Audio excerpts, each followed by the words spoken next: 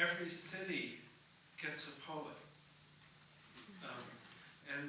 It's wonderful to be here, and it's great to be in the Public Library of San Francisco, in the middle of San Francisco, to honor this poet.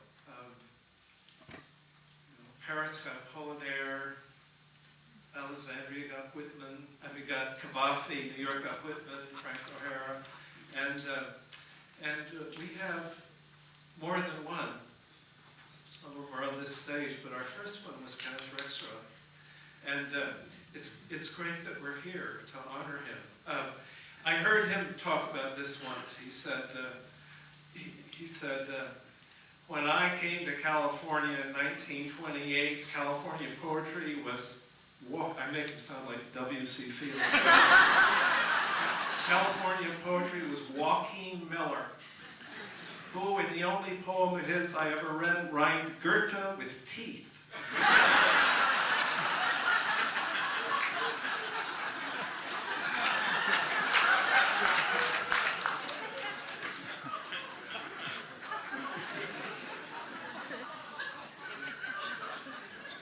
He had a very, as far as one can make out from his autobiography, had a desperate and terrible childhood. Alcoholic parents on both sides, violence between his parents. Mother was in real emotional trouble all her life. He in his way, extraordinarily retells it as an absolutely happy childhood of a young genius in his autobiographical novel. But the kid who arrived here married a Catholic and an anarchist in 1928, when there was really no literary scene at all in San Francisco, invented himself in his poetry. First Yankees came to Yerba Buena in 1840, and it took 100 years to grow a poet. And that happened at the moment in what hour his first book got published in 1941. And in studying his work, you can see the way it happened, and it passes through his studies of Chinese, of Du Fu. The early poems in this book, as you see, are strained and kind of desperate efforts to, actually they're youthful poems here that I haven't assimilated yet, but it's earlier published poems. They're very strained efforts to write a cubist experimental poetry.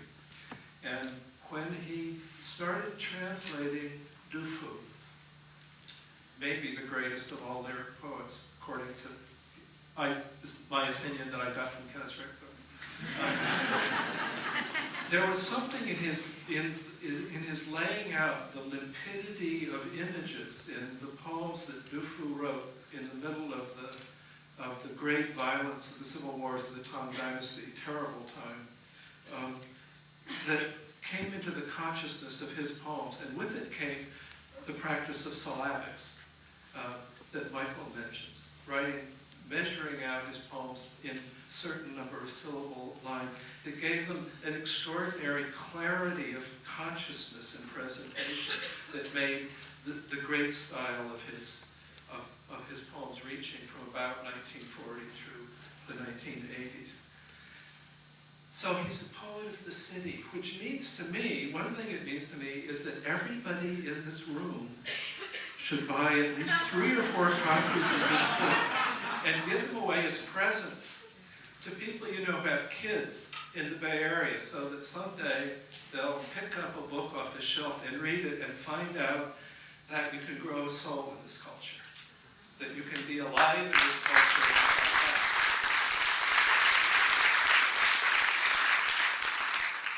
So here's Kenneth Rexroth, about this time of year, a cold spring night in San Francisco in 1941. You need to know that he was involved in his political activity in the cannery workers' strike at this time, and all over the San Fernando Valley, the groups of striking cannery workers had to post pickets with rifles because the tactic of agribusiness in those days was to send in gangs to beat up the strikers as a way of making sure that really cheap canned fruit arrived on our tables. Another early morning exercise. 100 feet overhead, the fog from the Pacific moves swiftly over the hills and houses of San Francisco. After the bright March day, the interior valleys suck great quantities of cool air in from the ocean. Above the torn fog, one high, laminated, transparent cloud travels slowly northward across the lower half of the half-moon. The moon falls westward in a parabola from Castor and Pollux. I walk along the street at 3 in the morning. It is spring of the last year of youth.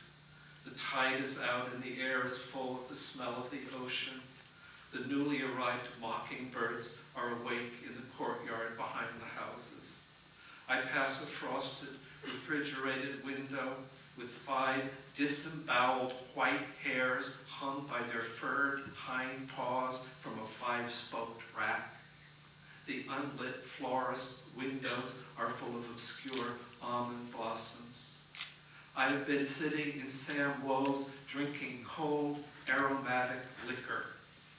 What did Baroden do in Canton in 1927? The argument lasted 5 hours. My friend Sue sympathizes with the left opposition. He told me I had murdered 40,000 bodies on Yellow Flower Hill. Those bodies are on your shoulders, he said. He ordered stewed tripe and wept eating it, clicking his chopsticks like castanets. Whatever Baroden did, it was probably wrong. History would be so much simpler if you could just write it without ever having to let it happen. The armies of the Kuomintang have taken the birthplace of Du Fu. The Red Army has retreated in perfect order. I wonder if the wooden image erected by his family still stands in the shrine at Chengdu. I wonder if anyone still burns paper before the face of that hungry, intelligent, and sympathetic man. He had a hard life. He hated war and despotism and famine. The first chance he got, he quarreled with the emperor. Venomous papers dry their ink on the newsstands. A chill comes over me. I walk along shivering, thinking of a world full of miserable lives and all the men who have been tortured because they believed it was possible to be happy. Pickets keep watch by the bridge over the mouth of the Sacramento, huddled over the small fires, talking little, rifles in their hands.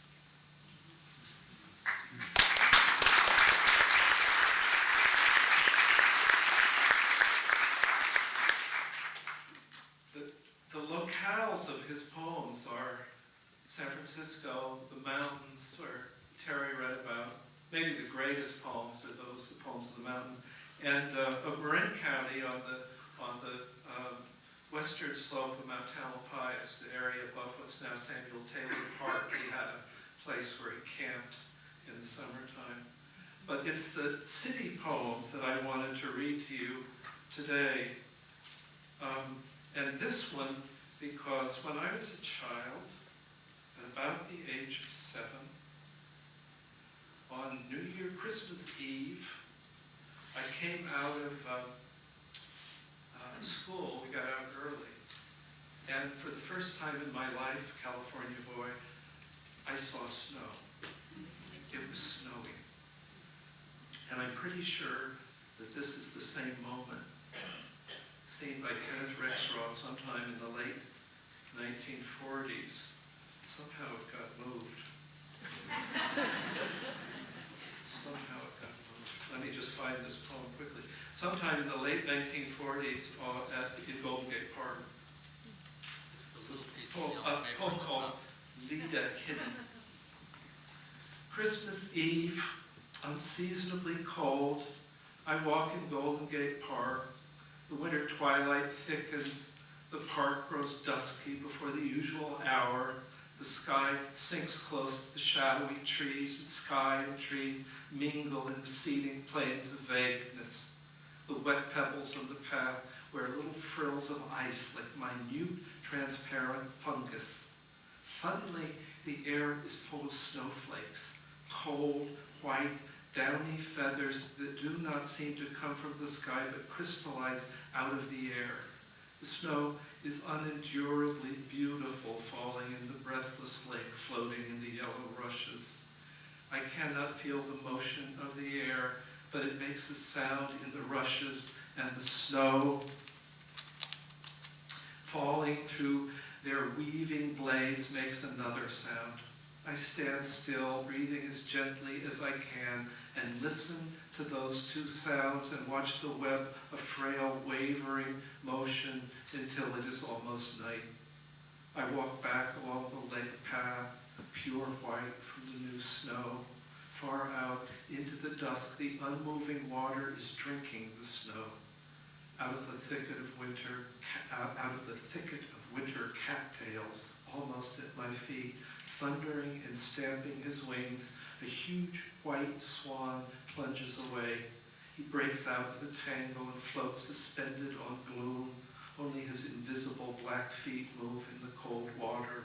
He floats away into the dark until he is a white blur, like a face lost in the night, and then he is gone. All the world is quiet and motionless, except for the fall and whisper of snow. There is nothing but night, and the snow, and the odor of the frosty water.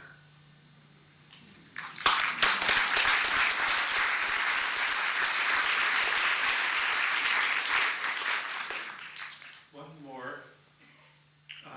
This is the Fillmore in the 1950s, I guess, or early 60s, when it really was a black neighborhood, a lively black neighborhood, before it got improved by urban renewal in the early 1960s, and the sense of community there destroyed for the time being. And this is a poem, a piece of a poem called The Lights in the Sky Are Stars for Mary. It may be a defect of some of his poems that the bad guy is always out there. You killed him, and he knows who that bad guy is. But there are times in history when that sure seems to be the case. And this is one of those moments, and so this poem seemed appropriate for a number of reasons. A sword in a cloud of light. Your hand in mine, we walk out to watch the Christmas Eve crowds on Fillmore Street, the Negro district. The night is thick with frost. The people hurry, wreathed in their smoky breaths. Before the shop windows, the children jump up and down with spangled eyes. Santa Clauses ring bells, cars stall and honk, streetcars clang, loudspeakers on the lampposts sing carols, on jukeboxes in the bars, Louis Armstrong plays White Christmas. In the joints, the girls strip and grind and bump to jingle bells. Overhead, the neon signs scribble and erase and scribble again, messages of avarice, joy, fear, hygiene, and the proud names of the middle classes. The moon beams like a pudding. We stop at the main corner and look up diagonally across at the rising moon and the solemn, orderly, vast winter constellation. You say, there's Orion, the most beautiful object either of us will ever know in the world or in life, stands in the moonlit, empty heavens over the swarming men, women, and children, black and white, joyous and greedy, evil and good, buyer and seller, master and victim. Like some immense theorem which, if once solved, would forever solve the mystery and pain under the bells and spangles. There he is, the man of the night before Christmas, spread out on the sky like a true God in whom it would only be necessary to believe a little. I am 50, and you are 5. It would do no good to say this, and it may do no good to write it. Believe in Orion. Believe in the night, the moon, the crowded earth. Believe in Christmas, and birthdays, and Easter rabbits, believe in all those fugitive compounds of nature, all doomed to waste away and go out. Always be true to these things. They are all there is. Never give up this savage religion for the blood-drenched, civilized abstractions of the rascals who live by killing you and me.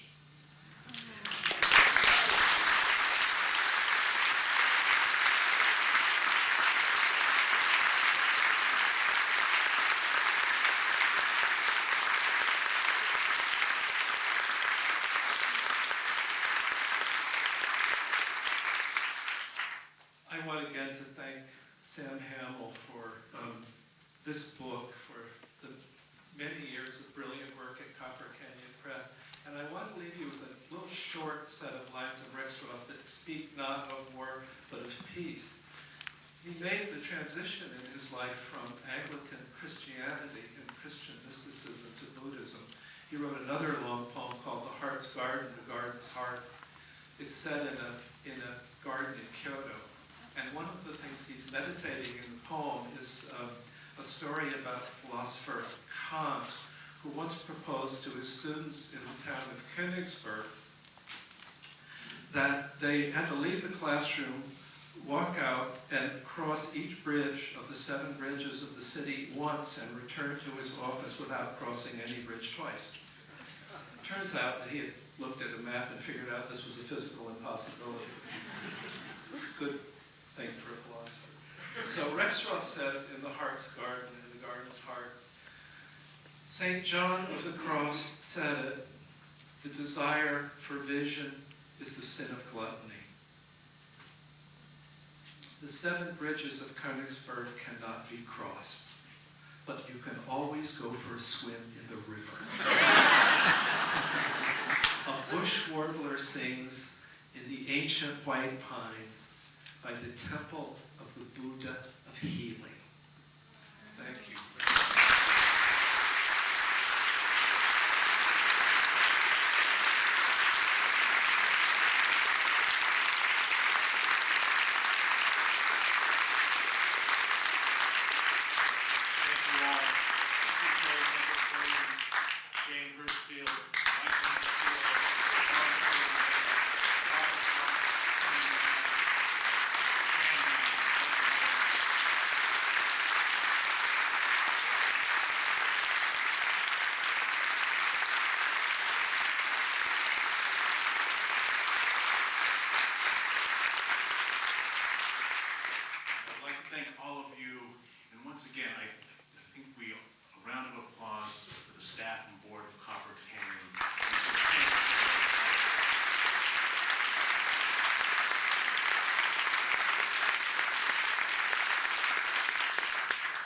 Join us. There will be a reception across the lobby here in the Latino Hispanic Community Meeting Room, and books, complete Kenneth Rexroth will be there for your perusal, and of course Ken Dabbs, relevant Rexroth.